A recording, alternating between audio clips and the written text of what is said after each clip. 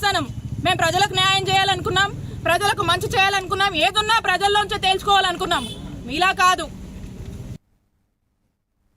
కృష్ణా జిల్లా పామారు టీడీపీ కార్యాలయంలో నిర్వహించిన విలేకరుల సమావేశంలో జిల్లా అధ్యక్షుడు వీరంకి గురుమూర్తి మాట్లాడుతూ సీఎం చంద్రబాబు పర్యటనను విజయవంతం చేసిన వారికి ధన్యవాదాలు తెలిపారు.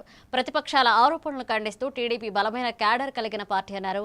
ఇక నియోజకవర్గంలో అభివృద్ధి పనులు కొనసాగుతున్నాయని సీఎంఆర్ఎఫ్ ద్వారా లబ్ధిదారులకు సహాయం అందిస్తున్నామన్నారు. గంజాయి నిర్మూలనపై ప్రభుత్వం కఠిన చర్యలు తీసుకుంటుందన్నారు. ఈ కార్యక్రమంలో పార్టీ నాయకులు పాల్గొన్నారు.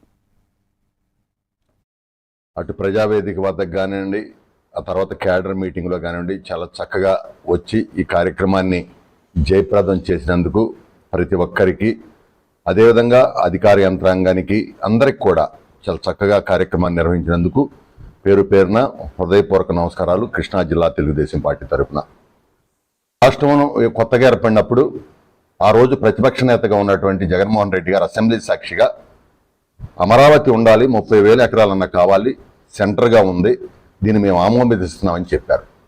అంతేకాకుండా వాళ్ళ లీడర్స్తో 2019 ఎన్నికల ముందు పదే నేను ఇల్లు కట్టుకున్నాను, చంద్రబాబు నాయుడు గారు ఇల్లు కట్లా, నేను అమరావతికి ముమ్మాటికి నేను సపోర్ట్ చేస్తున్నానని చెప్పారు. అయిపోయింది. అధికారంలోకి వచ్చిన తర్వాత 3 రాజధానులు అన్నారు.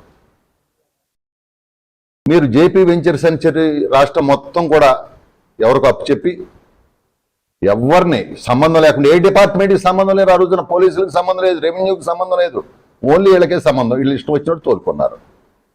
వీళ్ళు దోపిడీ చేశారు. వీళ్ళు చేసి మమ్మల్ని అంటామన్నారు. ఈరోజు రండి, కార్మికులు లేకపోతే అప్పుడు అడగండి, మమ్మల్ని నిలబెట్టండి. ఈరోజు కార్మికులు చాలా సంతోషంగా ఉన్నారు. మీరైతే 5 సంవత్సరాలు ఎక్కడా కూడా మీరు ఎందుకు చేయలే పోర్టుని? మీరు చేస్తామని చెప్పారుగా. ఈరోజు పోర్టు పరుగులు పెట్టిస్తా ఉన్నాం. త్వరలోనే ఖచ్చితంగా మీరు ఏం మాట్లాడినా మేమే రేపు పోర్టుని ప్రారంభించబోతున్నాం. దీంట్లో ఎలాంటి రాజీ పడేటువంటి పక్షం లేదు. అదే నాకే మొదలెట్టామంట మేము. ఇది ఒక విచిత్రమైన పాయింట్. ఆ పిచ్చిగాన్ని మాకెందుకు? అందరూ ప్రశాంతంగా ఉండరు. ఇప్పుడు మాకు కావాల్సింది శాంతి భద్రతల విషయంలో మేము ఎప్పుడు కూడా రాజీ పడేది లేదు. ఈ రాష్ట్రంలో కాదు, తెలుగుదేశం పార్టీ వచ్చిన తర్వాత ఆ రోజున ఎప్పుడు కూడా కర్ఫ్యూ ఉండదు ఆనాడు హైదరాబాద్లో. అలాంటి కర్ఫ్యూ లేకుండా, మతకాలం లేకుండా చేసినటువంటి పార్టీ తెలుగుదేశం పార్టీ. రాయలసీమలో రక్తం పారుతూ ఉండేది. రక్తం పారిన చోట కలం బట్టి మరి వాళ్ళందరం కూడా విద్య వైపు. ఆంధ్రప్రదేశ్ రాజకీయాల్లో స్నేహపూర్వక